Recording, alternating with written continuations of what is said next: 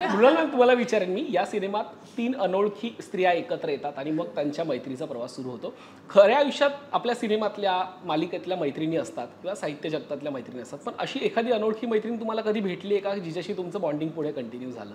हो, डेफिनेटली माझ्या अशा खूप मैत्रिणी आहेत आणि माझी गंमत म्हणजे माझं लग्न खूप लवकर ठरलं आणि लवकर झालं. त्याच्यामुळे त्या वयात मला मित्रमैत्रिणी खूप कमी होते.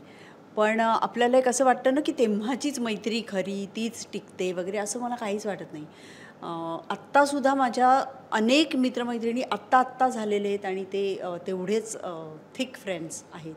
आणि मला वाटतं अभ्यंगला या चित्रपटातून पण हेच सांगायचं होतं, की मैत्रीला वयाचं बंधन नसतं किंवा तुम्ही प्रोफेशनचं बंधन नसतं, तुम्ही कोणत्या ठिकाणी आहात त्याचं बंधन नसतं. कुठेही मैत्री जमू शकते आणि ती अगदी घट्ट मैत्री होऊ शकते. अगदी याच मैत्रीला मी पुढे कंटिन्यू करेन. आम्ही ट्रेलर लॉन्चला बघितलं, तुमची आणि विराज अशी एक खूप चांगली मैत्री आहे, मुलगा असूनही, आणि शिवानीसोबत पण तितकीच छान मैत्री आहे. तो मला त्याविषयी जाणून घ्यायला आवडेल की मुलासोबत आणि सुनेसोबतची मैत्री जी आज खूप रेअर दिसते. हो, मुलं आपली मित्रच असली पाहिजेत. म्हणजे जो जनरेशन गॅप वगैरे आपण म्हणतो ना, तसं नसलं पाहिजे. आपल्याकडे 2 प्रकार दिसतात. एक म्हणजे आई-वडील आणि मुलांचं काही नातंच नसतं आणि दुसरं म्हणजे मुलं विचारतच नाहीत. तर हे दोन्ही प्रकार खूप धोकादायक आहेत. त्यामुळे आपल्याला त्यांच्याशी मैत्री केली पाहिजे. त्यांच्या वेव्हलेंथला आपली वेव्हलेंथ जुळण्यासाठी आपण प्रयत्न केला पाहिजे. कारण त्यांना जर आपण मुलं आहेत असं आणि आम्ही आई-बाबा आहोत असं काही वाढवलं, तर मग they don't share their things with us. त्यामुळे ते एक वेगळी कला आहे. हां, कारण शिवानी पण तुमच्याविषयी खूप भरभरून बोलत असते जेव्हा आम्ही कधी इंटरव्ह्यूला जातो. ती पण तुमच्या बॉन्डिंगविषयी आम्हाला खूप सांगत असते. नाही, मी विराजला तर कधी धाक घालते आणि मी सांगते, मी आई आहे तुझी, हे लक्षात आहे ना तुझ्या.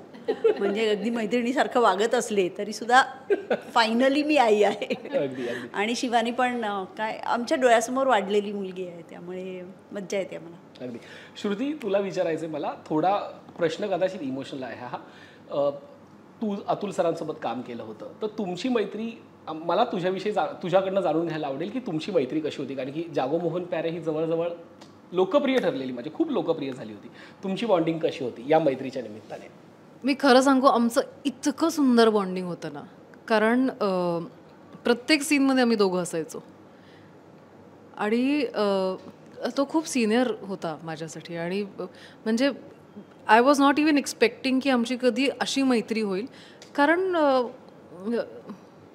एक तर पुरुष, वेगळ्या एज कॅटेगरीचा, एक्सपिरियन्स खूप वेगळा. मी म्हटलं आता आमचं बॉन्डिंग होणार तरी कुठल्या गोष्टींवरून होणार. पण इतकी सुंदर बॉन्डिंग झाली ना, की जेव्हा मला ती न्यूज कळाली अतुलची, I was absolutely heartbroken. So I really miss him. आमची खूप सुंदर बॉन्डिंग होती. आणि मला जेव्हा जेव्हा त्याची आठवण येते, यूट्यूबवर आमचे जागो मोहनचे एपिसोड्स असतात आहेत, म्हणजे ती बघते मी.